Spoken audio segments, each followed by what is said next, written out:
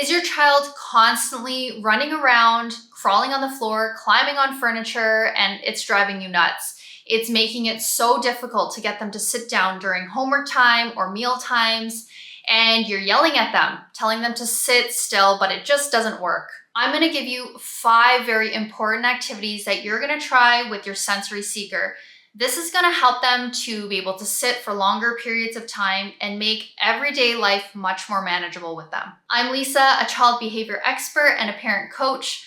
I have over a decade of experience as a pediatric occupational therapist. My mission and my passion is to help children by focusing on sensory processing, executive functioning, emotional regulation, and much, much more. Through my channel, you'll be finding practical strategies that are going to help your child thrive at home, school, and out in the community. So your child is a sensory seeker.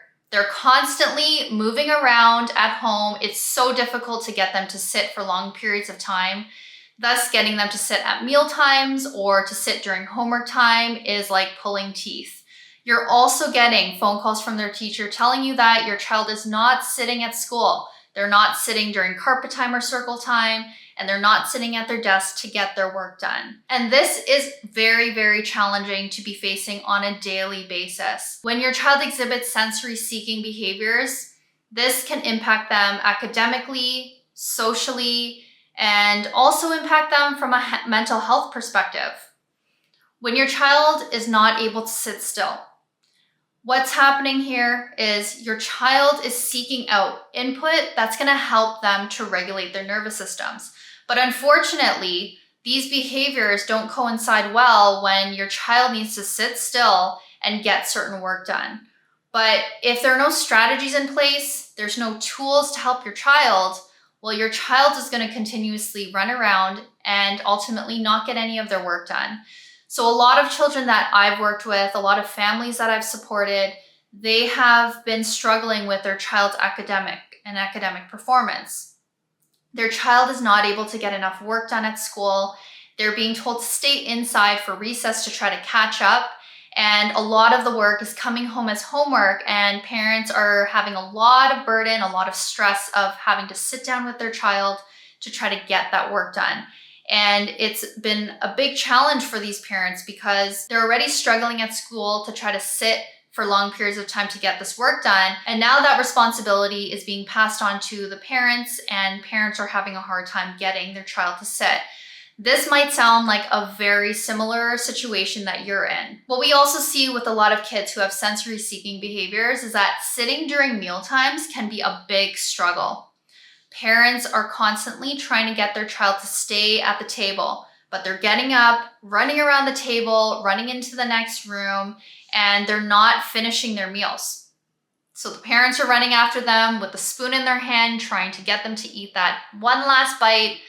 And in the end, only half of that meal is complete, and parents are worried that their child's not getting a full meal and that they're going to be hungry late at night, and they're not going to have enough nutrients to fuel their developing brain. So these are some of the worries that I'm sure as you're watching this, you're feeling very similarly to.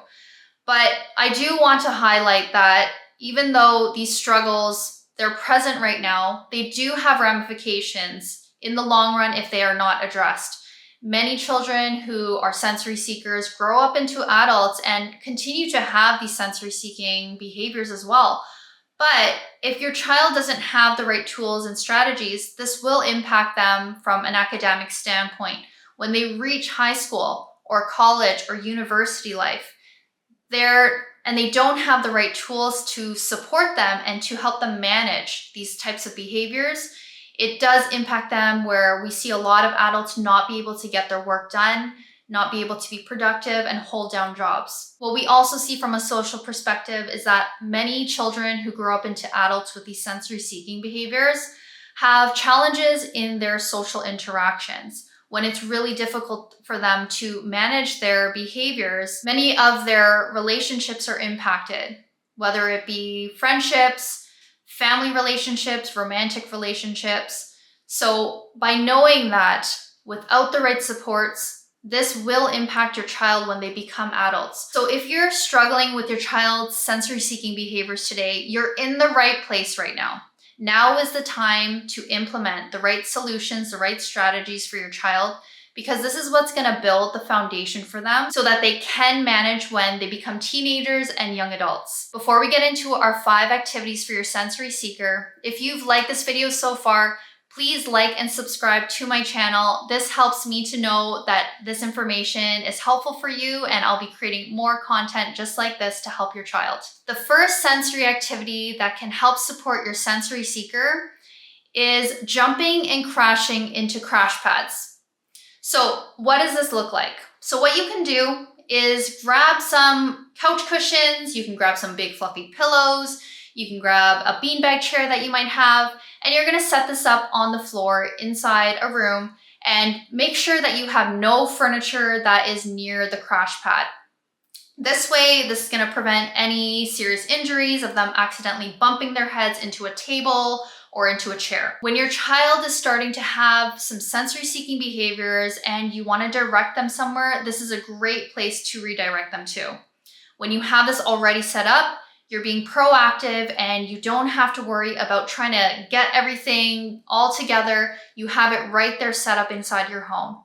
So when they're starting to run around, jump, crash into things, climb onto furniture, this is where you're gonna direct your child to the crash pad and get them to jump right into it. This is giving them proprioceptive and vestibular input that they're seeking. This is why you're seeing the behaviors you're seeing, because their bodies are wanting something called proprioceptive input. This is deep pressure to the body because it actually helps them to feel regulated and to feel calm. Vestibular input is sensory input that comes right in through the ear. This is where our ear canals are, and this helps us to figure out where we are in space. When our kids are vestibular seekers, they are constantly needing movement to help them regulate their bodies.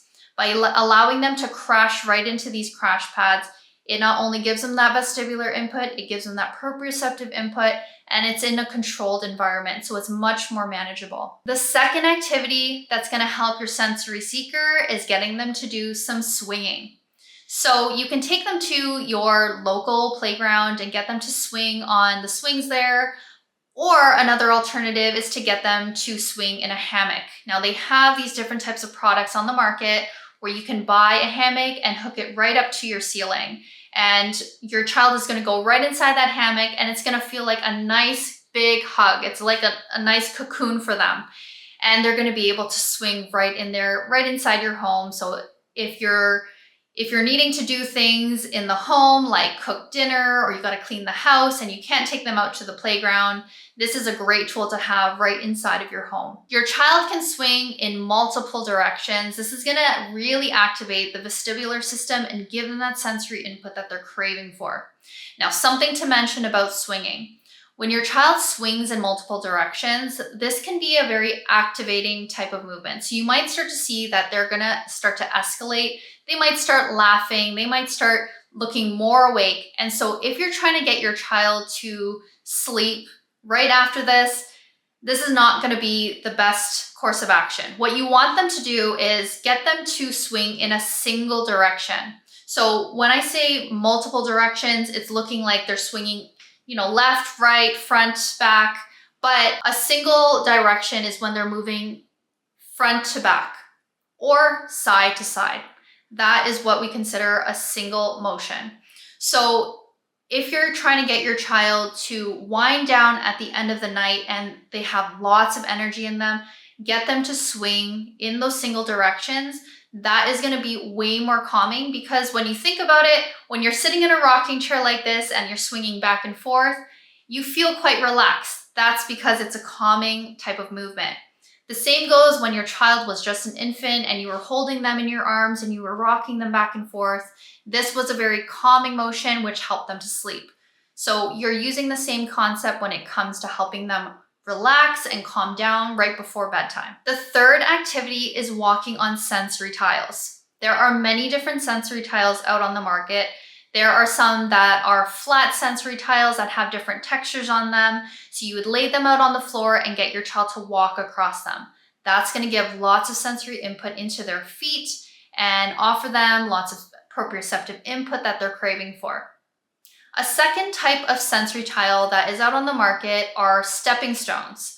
So these are more three-dimensional type of tools, and they look like little rocks. They come in different colors, and you can place them all around in a path. So this way they can walk on top of it. It's really going to activate their core muscles and get them to work on their balance as they're walking across these stepstones. My third suggestion for sensory tiles that is going to be the most economical is using green tape to create a sensory path. So you're just going to take some green painter's tape, lay it out all across your floor. You can make different zigzags, make different pathways, place different objects on the floor, and get your child to walk on the green tape. As they're walking, they can reach for the different toys. That way they're getting their cores engaged, and it's a little bit more of a fun activity for them to be participating in. The fourth activity is getting your child involved in animal walks. This is a great exercise for them that's going to help expend lots of energy that they're having inside and get them to release it outside. So if your child is loving certain animals right now, pick out those animals, because that's going to help bring out their interest and get them more involved in these types of activities. So if, let's say, your child loves bears right now, get them to go on all fours and walk across the room as if they're a bear. This is going to provide lots of proprioceptive input into their arms and into their legs. A second kind of animal walk is a frog. So get them to squat, and they're going to hop all the way across the floor. If you want to make this activity a little bit more interesting, get them to do a bit of a relay race. Have them hold something in their hands on one side of the room, and then they're going to frog jump across the room, and then they're going to have to put that object inside a basket. The third animal walk idea is getting them to do rhino kicks. Get them to go on all fours again, and they're going to kick their back two legs out. This is going to provide lots of proprioceptive input into their arms, and it's going to be even more proprioceptive input than they would get when they're doing bear walks. So if your child is a proprioceptive seeker, really get them to do these rhino kicks. My fifth and final strategy. Now this one is for our kids who really cannot sit still during homework time, during meal times, or at school. What you're going to do here is you're going to provide an exercise band and tie it around the front legs of their chair. This is going to allow them to put their feet on top of it and bounce their feet up and down. Because the reason why that they're getting up from their seat in the first place is that their legs need to move.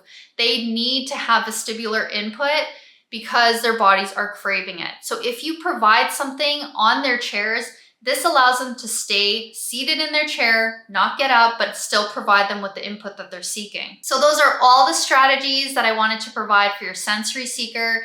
If you've liked this video, please like and subscribe to my channel, and I will see you in the next one.